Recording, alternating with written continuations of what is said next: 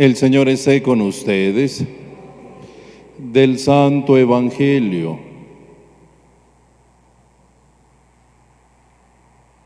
según San Juan. En aquel tiempo, muchos discípulos de Jesús dijeron al oír sus palabras: ese modo de hablar es intolerable. ¿Quién puede admitir eso? Dándose cuenta Jesús de que sus discípulos murmuraban, les dijo: ¿eso los escandaliza? ¿Qué sería si vieran al Hijo del Hombre subir a donde estaba antes? El Espíritu es quien da la vida, la carne para nada aprovecha. Las palabras que les he dicho son espíritu y vida, y a pesar de esto, algunos de ustedes no creen. En efecto, Jesús sabía desde el principio quiénes no creían y quién lo habría de traicionar. Después añadió: por eso les he dicho que nadie puede venir a mí si el Padre no se los concede. Desde entonces muchos de sus discípulos se echaron para atrás y ya no querían andar con él. Entonces Jesús les dijo a los 12: ¿también ustedes quieren dejarme? Simón Pedro le respondió: Señor, ¿a quién iremos? Tú tienes palabras de vida eterna, y nosotros creemos y sabemos que tú eres el Santo de Dios. Palabra del Señor.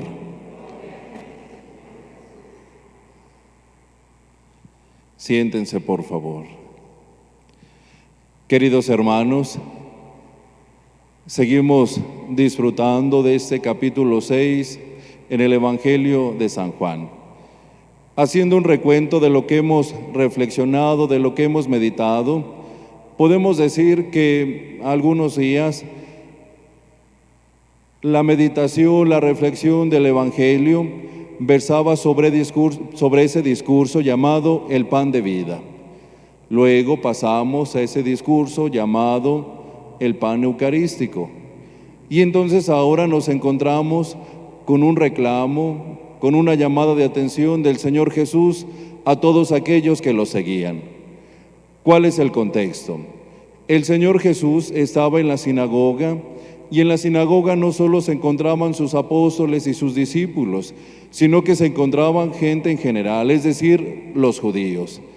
Y ya el día de ayer escuchamos cómo los judíos no lograron entender ese mensaje, cuando el Señor Jesús les dice que aquel que coma su sangre y beba su sangre, y entonces no lograron entender, y era normal pues por la concepción que ellos tenían. Pero el día de hoy en ese relato lo que provoca un escándalo es que no solo son los judíos, aquellos judíos que no tenían una experiencia del Señor Jesús de alguna otra manera era entendible. Aquellos que conocían las Sagradas Escrituras, aquellos que esperaban la venida de un Mesías completamente diferente, era lógico que no entraba ese concepto que ellos tenían al ver la figura del Señor Jesús, y menos con ese tipo de mensajes.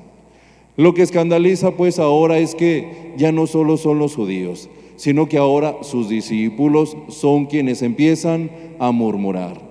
Y no solo empiezan a murmurar, sino que se empiezan a alejar, porque no logran entender el mensaje y sobre todo porque no lo aceptan. ¿Quién es un discípulo? Un discípulo lo podemos definir de una manera muy simple. Un discípulo es aquel que está a los pies del maestro, aquel que tiene la intención de aprender. Un apóstol es un enviado, y entonces para ser apóstol primero hay que ser discípulo, y ese es como el caminito: primero se es discípulo y después se es apóstol. Y entonces un discípulo, como está en esa formación, como está en ese aprendizaje, todavía está con la posibilidad de empatizar, de seguir al maestro o bajarse y ya no seguirlo y buscarle por otro lado. Bueno, pues en este discurso que hemos escuchado, en este relato del Evangelio, resulta pues que varios de los discípulos no lograron entender el mensaje, no lo lograron comprender, y entonces no solo murmuran, sino que también se alejan. Y entonces viene el reclamo del Señor Jesús, pero ahora les dice a los apóstoles: ¿ustedes también quieren dejarme? Y defendiendo pues a los apóstoles y hablando por la humanidad entera, aparece la figura de Pedro. Y entonces Pedro responde: Señor, ¿a quién iremos?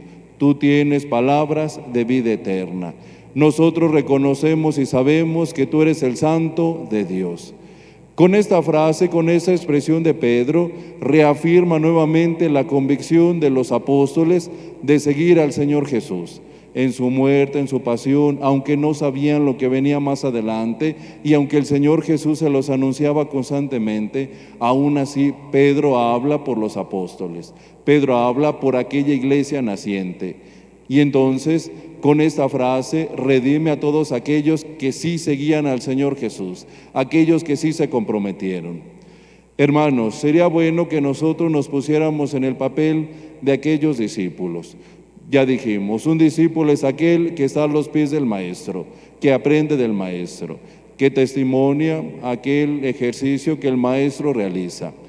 Pensemos nosotros cómo está nuestra decisión y cómo está nuestro seguimiento al Señor Jesús. Somos aquellos discípulos que no hemos logrado entender su mensaje. Somos aquellos discípulos que estamos nada más en las buenas, pero que en las malas nos alejamos, nos bajamos de la barca, nos arrepentimos. O somos aquellos discípulos que vivimos la permanencia. Es decir, que en nuestra vida cristiana hemos logrado entender que hay momentos buenos, que hay momentos malos, que hay momentos de dificultad, que hay momentos de tribulación. Hermanos, ¿qué tipo de discípulos queremos ser? ¿Aquellos que viven la permanencia, la perpetuidad, o aquellos que son de ocasión?